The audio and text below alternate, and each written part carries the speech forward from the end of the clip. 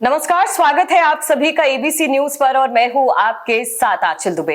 आज हम कलम और क्रांति की धरती यानी कि उन्नाव पे पहुंच चुके हैं और आज हमारे साथ जो गेस्ट होने वाले हैं वो बेहद ही खास शख्सियत है जिन्हें किसी परिचय के मोहताज नहीं है।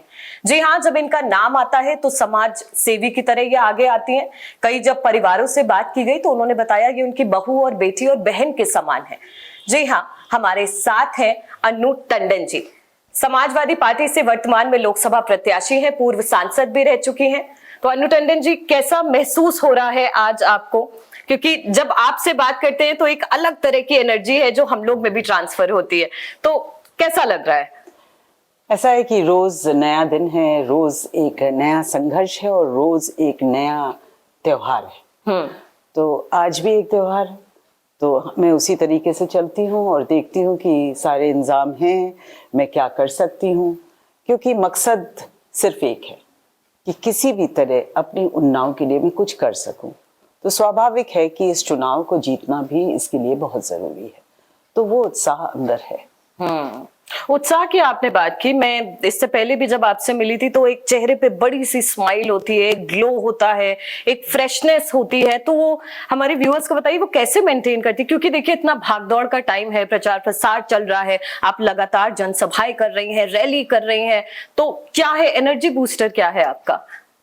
मेरे ख्याल से एक जब इंसान सपना देखता है तो उस सपने की ओर जब जाता है तो अपने आप एक चेहरे में और अंदर मन में एक उत्साह होता है, तो शायद वो दिखाई पड़ जाता है। ठीक है, तो यानी कि माना जाए कि उन्नाव के लोग हैं जो आपके लिए लगातार एनर्जी बूस्टर का काम करते हैं। सच्ची बताऊं तो जैसे यहाँ बैठी हूँ तो मैं बहुत डल भी लग सकती हूँ, लेकिन जब मैं अपने लोगों के बीच में होती हूँ तो न जाने कौन सी एनर्जी आ जाती है। आपकी जब पोशाक को भी देखते हैं ना तो सफेद रंग, ऐसे ही मैंने जब मार्क जुकरबर्ग को भी देखा, मैंने स्टीव जॉब्स को भी देखा, वो सब एक तरह का अटायर पहनते हैं और उनके दिमाग में बड़ा एक गोल सेट है कि जब मैं एक सॉलिड अटायर या फिक्स अटायर पहनूंगा तो मुझे बाकी चीजों पे फोकस करने में आसानी होगी।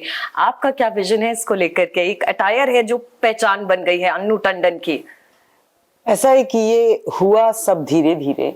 बच्चे छोटे थे और नौकरी भी करनी पड़ती थी और घर का काम भी देखना होता था, तो सबसे कम वक्त कपड़ों पे लगता था। शाम को शायद तैयार होने में और कपड़े पहनने में आनंद आता था, लेकिन सुबह जब काम के लिए निकलते थे तो नॉर्मली मेरा शुरू से अटायर बहुत स्ट्रेट फॉरवर्ड रहा। कॉर्पोरेट सेक्टर में जैकेट और ट्राउजर्स होते थे और उसके बाद ज्यादातर एक ट्यूनिक और ये। लेकिन पहले ये था कि जब तक मेरे हस्बैंड थे तो मैं रोज कलर पहनती थी डेज के हिसाब से।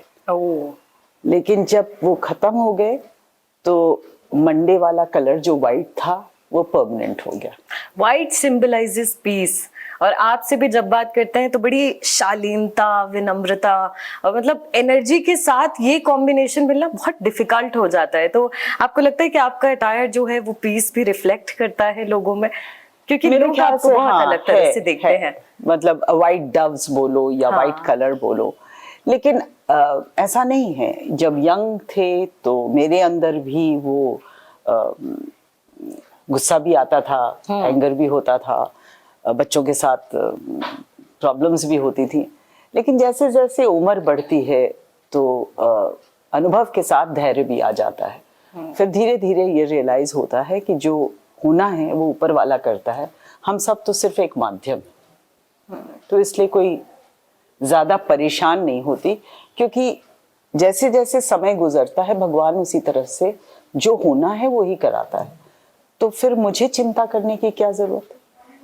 आपके संघर्षों की कहानी मैं सुन रही थी, मैंने बहुत पढ़ा आपके बारे में, तो आपको लगता है कि आज शायद राजनीति में आने के पीछे एक बड़ी वजह रही, या आप उन मुद्दों को लेकर के आगे जाती हैं जो आपने रियल लाइफ में फेस किए हैं?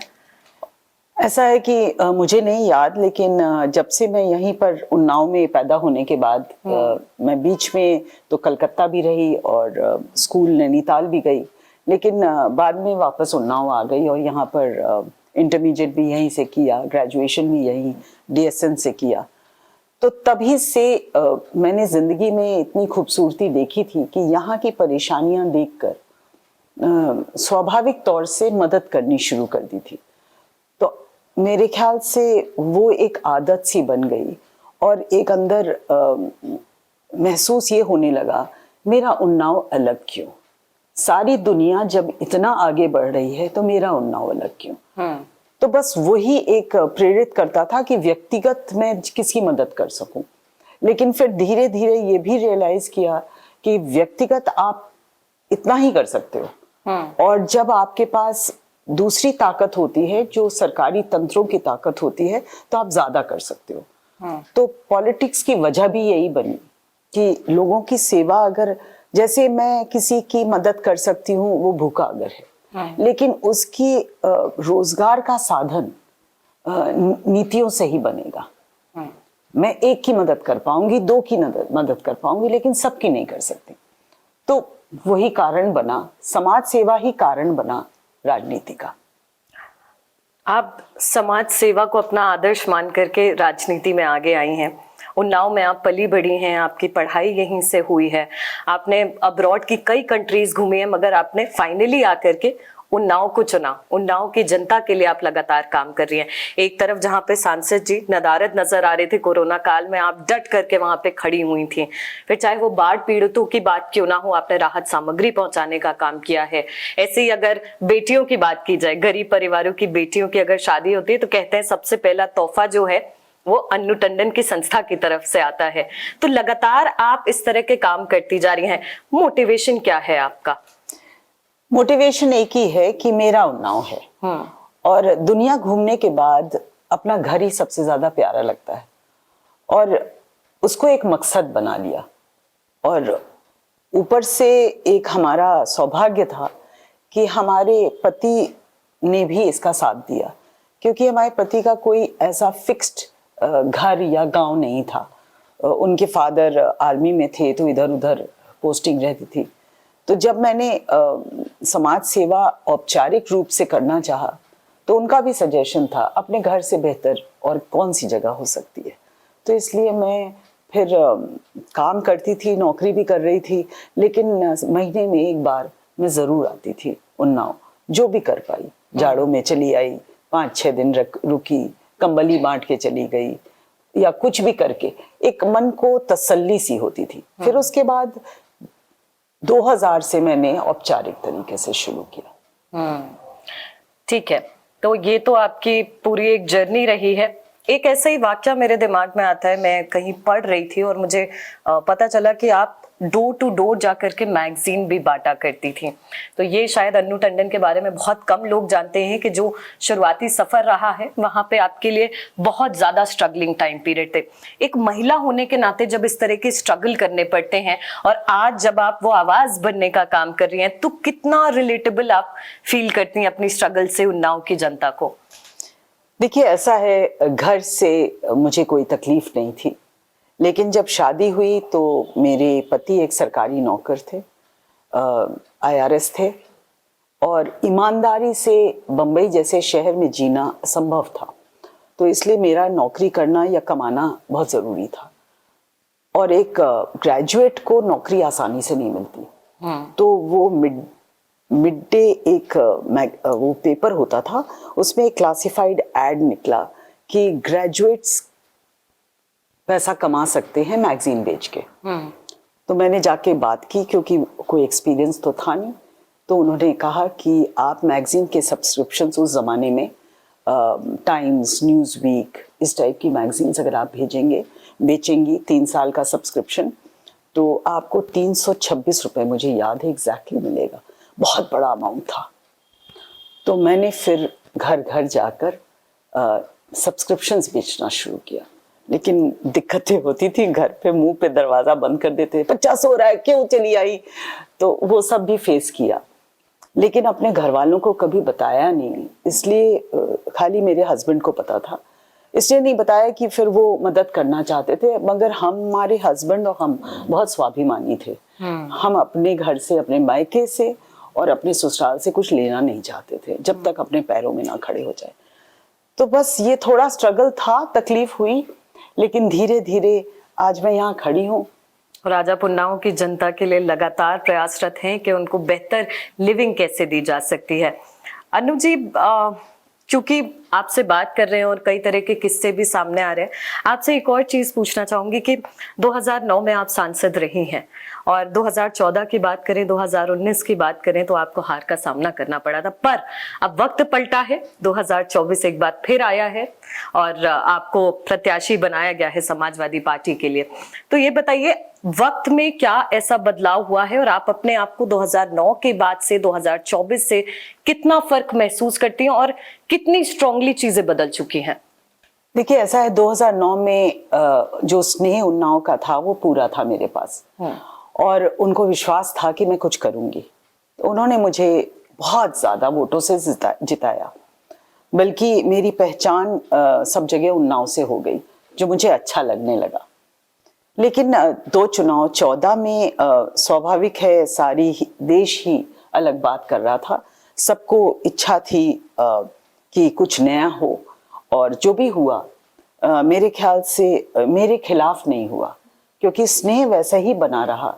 लेकिन पार्टी और पॉलिटिक्स की वजह से मैं चुनाव भले ही ना जीती हूँ, लेकिन स्नेह में कोई कमी नहीं हुई, ना 2014 के बाद और ना 2019 के बाद। और शायद मैं ऊपर वाले को धन्यवाद देती हूँ कि मुझे हराया, क्योंकि हारना ही मेरे लिए ठीक था, क्योंकि जो मेरी आइडियोलॉजी है गरीबों की, उसमें मैं इस सरकार में शायद काम ना कर पाती, और तब मुझे अपने लोगों का जो स्नेह मिल रहा है वो इस तरीके का स्नेह आज ना मिल पाता। आज लोग समझ रहे हैं कि 10 सालों में क्या हुआ, और मुझे वो प्यार वापस मिल रहा है। 2024 की बात करें तो अब समीकरण थोड़े से अलग है। गठबंधन में सरकार है, समाजवादी पार्टी, कांग्रेस, आप, ये तमाम ऐसी पार्टियां हैं जो साथ में मिलकर के लड़ रही हैं। क्या लगता है इसका फर्क जो है एक साथ मिलकर के ग्राउंड लेवल पे नजर आने वाला है? क्योंकि देखिए, लोगों का कहना होता है कि पार्टी ऊपरी लेवल पे तो साथ थी, पर ग्राउंड पे जो वर्कर्स थे, कार्यकर्ता थे, वो सामंजस्य नहीं बैठा पाए। तो आपको लगता है कि इस बार चीजें जो है वो बड़ी पॉजिटिव होने वाली है? देखिए, चुनाव जो है, पार्टियां अपनी आइडियोलॉजी से, अपने संगठन से माहौल बनाती हैं, लेकिन सही मायने में अगर चुनाव कोई लड़ता है एक प्रजातंत्र में, तो वो प्रजा ही लड़ती है। जब प्रजा निर्णय ले लेती है तो फिर सब बेमायने हो जाता है। हम सिर्फ उनको फिर प्रोत्साहित करते हैं कि आप चल के वोट डालिए। तो ये जो लोग कहते हैं कि ये कास्ट, ये फलाना, ऐसा वैसा, ऐसा कुछ नहीं है। जब प्रजा महसूस करेगी तभी वो निर्णय लेगी। इसीलिए जो हमारा संविधान है उसकी यही खूबसूरती है, और इस खूबसूरती को मेंटेन करना बहुत जरूरी है, जो जनता भी अब रियलाइज कर रही है कि इस खूबसूरती को हमें मेंटेन करना है, कि हमारी जो आवाज है, जनता की आवाज है, वो हम निर्णय ले सकते हैं। जनता को आप भ्रमित कर सकते हो, लेकिन निर्णय तो जनता का ही है। तो एक बार भ्रमित होगा, 2 बार भ्रमित होगा, उसके बाद अपने बच्चों के भविष्य के लिए निर्णय सही लेगा ही। ऐसा पास्ट में भी हुआ है और फ्यूचर में भी होगा। उन्नाव की जनता कहीं ना कहीं आप महसूस करती हैं कि सही दिशा में बढ़ रही है, वो अपने मुद्दे जानती है। आप हमारे व्यूअर्स को बताइए कि उन्नाव के ऐसे कौन से मुद्दे हैं जो आप लेकर के आगे जाने वाली हैं, और क्या बदलाव उन्नाव को लेकर के आप देख रहे हैं? एक विजन प्लान होगा जो आपने तैयार किया होगा, खाका होता है, तैयार होता है, ऐसे में उन्नाव की जनता के लिए क्या प्लान है? इतनी बड़ी बात अभी नहीं बोल सकती मैं, लेकिन मैं आपको उसका जो मूल हमारा उद्देश्य है वो बता सकती हूँ, जिसकी प्लानिंग मैं कर रही हूँ। देखिए, ऐसा है, उन्नाव एक ग्रामीण बाहुल्य क्षेत्र है, किसान बाहुल्य क्षेत्र है। लखनऊ और कानपुर के बीच में बसा हुआ है, इधर रायबरेली है, उधर हरदोई है। तो कहीं तो उन्नाव को दरकिनार किया जाता है बार बार। मेरी जो सोच है वो ये है कि जब किसान बाहुल्य है तो किसानों के लिए ही काम करना चाहिए। भाई, किसान की आमदनी दुगनी होने के अलावा जो बात की जाती है, उसको आमदनी दुगनी कैसे करोगे वो काम भी तो करना पड़ता है। अब जैसे उदाहरण के तौर पे हमारे यहाँ आम के बाग हैं, आम इतना होता है कि शायद मलिहाबाद से ज्यादा, लेकिन नाम नहीं है। मलिहाबाद का नाम आ जाता है। तो उसके लिए अगर हम लोग सही मंडियां हों, हमारे लिए कोई फूड इंडस्ट्री ऐसी हो कि जो आम एक्सपोर्ट होने के बाद जो बचता है, जो लोकल में बिक रहा है, उसके अतिरिक्त उसका यूटिलाइजेशन हो जाए और हमारे जो आम के फार्मर्स हैं उनको उसका सही दाम मिल जाए, तो स्वाभाविक है कि वो ग्रो करेंगे, यहाँ की फूड इंडस्ट्री ग्रो करेगी। और दूसरा, उनके बच्चे जो बड़ी मुश्किल से आज के ज़माने में शिक्षित हो जा रहे हैं, नौकरियां नहीं हैं, तो इधर उधर चंडीगढ़ बंबई जाने की क्या आवश्यकता है। अगर यहीं हमारे किसान से जुड़े हुए इंडस्ट्रीज हैं या किसान से जुड़े हुए ऐसी अपॉर्चुनिटीज हैं, तो हमारे बच्चे यहीं नहीं लगेंगे और यही ग्रो करेगा। भाई आप सब जगह देखिए दुनिया में, तो डेवलपमेंट सिर्फ कंक्रीट से नहीं होता है। डेवलपमेंट अपने क्षेत्र में, अपने गांव में बहुत सस्टेनेबल होता है और खूबसूरती भी आती है। भाई आपके पास पैसा होगा तो आप साफ सफाई भी उस तरीके से होगी। आज जब पैसा नहीं है, एक कहावत होती है कि जब गरीबी होती है, दरिद्रता होती है, लक्ष्मी नहीं होती है तो गंदगी होती है, और जब गंदगी होती है तो लक्ष्मी आती नहीं है, तभी दिवाली की सफाई होती है। तो हम ऊपर वाले से चाहते हैं कि हमारे उन्नाव में इकोनॉमिक डेवलपमेंट इतना हो कि अपने आप बहुत खूबसूरत बन जाएगा। कोई मुझे कंक्रीट जंगल बनाने की जरूरत नहीं है। ठीक है, तो उन्नाव के लिए आपका एक सॉलिड प्लान है जिसको लेकर के आपने हमें हिंट दिया है, मगर आगे आप बहुत जल्दी इसको धरातल पे भी दिखाने वाली हैं। अनु जी, एक आखिरी सवाल आपसे और पूछूंगी। आपसे बात करके बहुत अच्छा लगता है, बहुत एक एनर्जी सी ट्रांसफर होती है। तो एक चीज आपसे पूछूंगी, इस पूरे कंपटीशन को आप कैसे लेती हैं? ये जो आप जैसे पॉलिटिक्स में आई हुई हैं लगातार, जिनके साथ जो आपकी प्रतिद्वंदी हैं कहा जाए, तो ये तीसरी बार है जब आप उनके सामने आई हैं, तो इसको कंपटीशन को आप हेल्दी तरह से कैसे लेती हैं और लोगों से क्या आप अपील करेंगी इस चुनाव को लेकर के? देखिए, जो हमारा प्रतिद्वंदी होता है वो भी एक व्यक्ति है और वो भी हमारा प्रतिनिधि रह चुका है, उसको भी जनता ने चुना है, तो उसके खिलाफ ऐसा मेरा मन में कुछ नहीं है। लेकिन जो उसकी आइडियोलॉजी है और जो उसका काम था वो हमारे उन्नाव के माफिक नहीं था। तो ये मेरा जो संघर्ष है या मेरी जो लड़ाई है वो उन्नाव के लिए है, ना कि किसी के साथ लड़ाई है। तो उन्नाव के लिए जब आदमी लड़ेगा और अपने क्षेत्र के लिए लड़ेगा तो जो भी सामने आएगा उससे लड़ेगा। तो मुझे तो उसी तरीके से देखती हूँ। अब वो अपने स्तर पे क्या है, कौन है, इससे मेरा क्या लेना देना। मेरे उन्नाव को क्या दे रहा है उससे मुझे लेना देना है। तो यानी आपकी जो आर्मी है वो उन्नाव की जनता है जो पीछे से आपके लिए खड़ी हुई है बड़ी मजबूती के साथ। तो इस बार चुनाव में एक बेहद ही बड़ा बदलाव देखने को मिल सकता है। अनु जी, जाने से पहले बस एक कोई छोटा सा किस्सा चाहती हूँ आपसे सुनना, जो कभी आपने टीवी के माध्यम से लोगों तक ना पहुंचाया। कोई ऐसा किस्सा जो आपके जहन में याद आता है, आपको लगता है कि राजनीति में उतरते वक्त में उसने एक बहुत बड़ा इंप्रेशन आपके ऊपर छोड़ दिया? कोई किस्सा आपकी स्ट्रगलिंग लाइफ का, राजनीति से जुड़ा हुआ, किसी जनता से आपका कोई संवाद हुआ हो, कुछ भी ऐसा किस्सा? नहीं, मेरे ख्याल से बहुत खूबसूरत जर्नी रही और समाज के बीच में रहो, समाज के लिए रहो, तो ऐसी कोई बात नहीं होती। लेकिन हाँ, पॉलिटिक्स में जब संघर्ष करना होता है और वो जिसको कहते हैं एजिटेशन वगैरह करना होता है, तो उसमें लाठी डंडे जब पड़ते हैं तो वो एक्सपीरियंस मेरे लिए थोड़ा ज्यादा हो गया था, क्योंकि डंडे जो हैं पेट में भी लगे, हाथ में भी लगे। आपके डंडे पड़े थे? हाँ, हमारे जब डंडे पड़े तो वो थोड़ा सा मुझे कुछ ज्यादा उस समय महसूस नहीं हुआ, लेकिन बाद में सोचती थी अच्छा ये भी होता है, डंडे भी पड़ते हैं अगर आप संघर्ष करो। तो ठीक है, वो एक एक्सपीरियंस था, एक बार नहीं कई बार हुआ। आयरन लेडी का टैग आपको गलत नहीं दिया गया यहाँ पे। ये जितना शालीनता और विनम्रता दिखती है उसके पीछे ये जो स्ट्रांगली जो एक एक्सपीरियंस है, इसने आपको बैकअप में बहुत मजबूत कर दिया है। अनु टंडन जी, बहुत बहुत शुक्रिया हमारे साथ जुड़ने के लिए। आज बेहद ही खास दिन है और एबीसी न्यूज चैनल लगातार इनके संग जुड़ा रहेगा, पल पल के आपको जानकारी देगा। तो सिर्फ देखते रहिए एबीसी न्यूज को।